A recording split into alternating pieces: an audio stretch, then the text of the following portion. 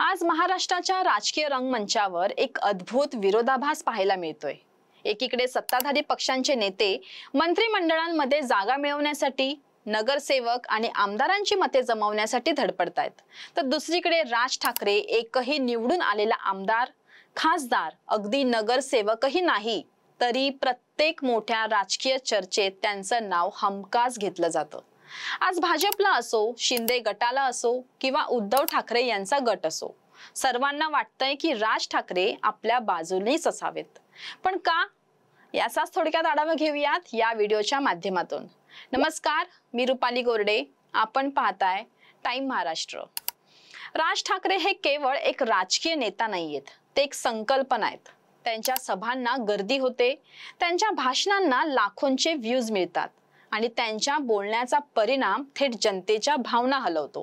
कारण त्यांनी अनेक वर्षांपासून आपली एक स्पष्ट ओळख तयार केली आहे, बिनधास्त, थेट आणि मुद्देसूद बोलणारा नेता।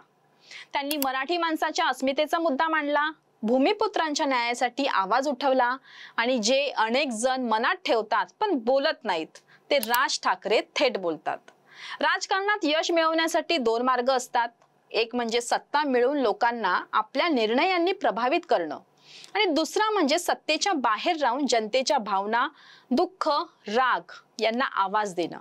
राज ठाकरे यांची लोकप्रियता दुसऱ्या प्रकारात मोडते।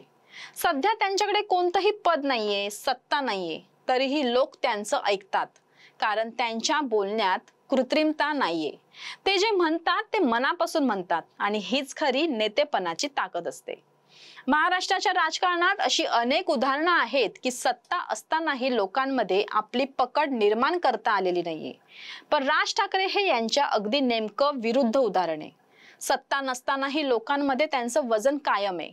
अनेक वेळा ते निवडणूक जिंकू शकले नाहीयेत, मनसे पक्षाला पराभव स्वीकारावे लागलेत, पण तरीही त्यांच्या ब्रँडची किंमत कमी झालेली नाहीये। उलट आजही सोशल मीडियावर त्यांचं भाषण टाकलं की व्हायरलच होतं। भाजप सारख्या मोठ्या पक्षालाही हे जाणवतंय की जर राज ठाकरे आपल्या मंचावर असतील तर एक नवा उत्साह निर्माण होतो। त्यांच्या भाषण शैलीत ती ऊर्जा आहे, तो थेट संवाद आहे।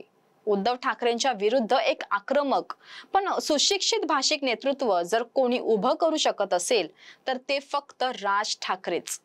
म्हणूनच प्रत्येक राजकीय समीकरणात, युतीत, गठबंधनात किंवा प्रचार मोहिमांमध्ये त्यांचं नाव पुन्हा पुन्हा समोर येतंय। यामागचं आणखी एक गुपित म्हणजे राज ठाकरे यांची कॉन्शियस डिस्टन्स ठेवण्याची नीती। आता ते राजकारणात सक्रिय आहेत, पण त्यांची उपस्थिती सतत नसते, त्यामुळे जेव्हा ते बोलतात तेव्हा लोक ऐकतात आणि त्यांच्या मुद्द्यांमध्ये थेटपणा, उदाहरणं आणि विनोद यांचा असलेला सुंदर ताळमेळ जनतेला खिळवून ठेवतो आणि याचमुळे ते राजकीय एंटरटेनर म्हणूनही ओळखले जातात। आता राज ठाकरे हे नाव जरी आज हिंदुत्ववादी भूमिकांसाठी चर्चेत असेल, तरी त्यांचा राजकीय प्रवास नेहमीच थेट आणि स्पष्ट धोरणांवर आधारित राहिलाय। विशेषतः उत्तर भारतीय आणि हिंदी सत्ता व्यवस्थेविरोधात त्यांनी घेतलेली भूमिका आजही अनेकांच्या लक्षात आहे। मुंबई, ठाणे, नाशिक या शहरांमध्ये वाढलेली लोकसंख्या, स्थानिक मराठी तरुणांच्या नोकऱ्या हिरावल्या जाणं, रेल्वे भरतीत होणारा पक्षपात, या सगळ्यांवर राज ठाकरे यांनी उघड आणि आक्रमक पवित्रा घेतला होता। त्या काळी त्यांनी रेल्वे भरती केंद्राबाहेर आंदोलनं केली, सार्वजनिक ठिकाणी हिंदी वापराबद्दल सवाल उपस्थित केला आणि स्पष्टपणे म्हटलं की ही मुंबई मराठी माणसाची आहे, बाहेरून आलेल्यांनी ती गिळायची नाही। त्यांचं हे भाषण अनेकांचं मन जिंकलं, पण काहींना ते अतिशय वादग्रस्तही वाटलं। मात्र ही भूमिका केवळ निव्वळ विरोधासाठी घेतलेली नव्हती, तर मराठी अस्मितेच्या रक्षणासाठी उचललेला आवाज होता। त्यांनी स्पष्टपणे हिंदी सत्ता केंद्रावर टीका करताना फक्त भाषेचा मुद्दा नव्हे, तर संस्कृती आणि रोजगारावरील अतिक्रमण हाच खरा धोका आहे हे सांगितलं होतं। राजकारणात जागा मिळते ती मतांमुळे, पण मनात जागा मिळते ती विश्वासामुळे। राज ठाकरे हे नाव म्हणजे फक्त एक पक्षाचं प्रतिनिधित्व नाहीये, तर विचारांचा, स्पष्टतेचा आणि अस्मितेचा आवाज आहे। एकही नगरसेवक नसताना जर संपूर्ण महाराष्ट्र त्यांचं नाव पुन्हा पुन्हा का घेतोय, याचा अर्थ स्पष्ट आहे। या माणसाकडे पद नसलं तरी ताकद आहे, सत्ता नसली तरी लोकांच्या मनावर प्रभाव आहे।